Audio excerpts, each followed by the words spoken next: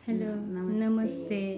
तर आज यशला bone marrow transplant देऊन पूर्ण 1 वर्ष झाले आहे. माझ्या यशला नवीन आयुष्याच्या खूप खूप शुभेच्छा.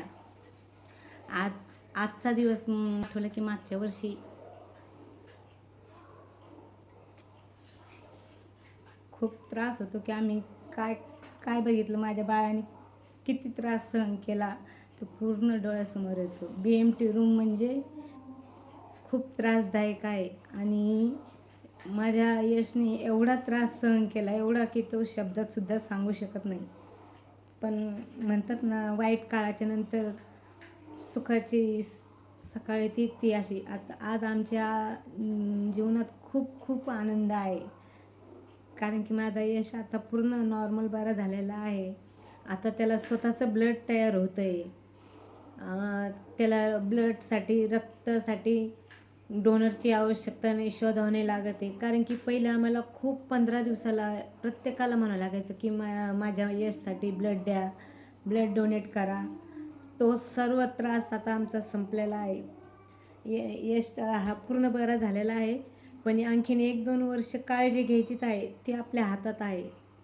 त्यामुळे खूप खूप आनंद होतो आहे की माझा यश आता पूर्ण नॉर्मल आपल्यासारखा झालेला आहे.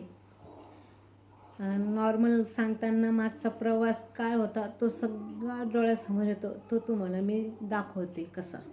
ये लम्हे ये पल हम बरसों याद करेंगे, ये मौसम चले गए तो हम फरियाद करेंगे।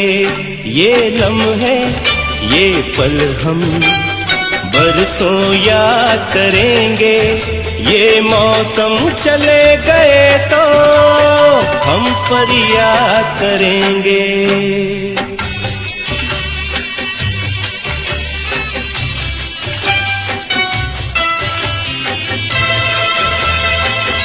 असा आम्ही BMTचा पूर्ण प्रवास, पूर्ण 6 महिने आमचा हा प्रवास अशा प्रकारे होता, तो तुम्ही बघितला. यश हा नॉर्मल झाला आहे, तो म्हणजे माझ्या ह्या छोट्याशा बाळामुळे, या प्रज्ञेशमुळे.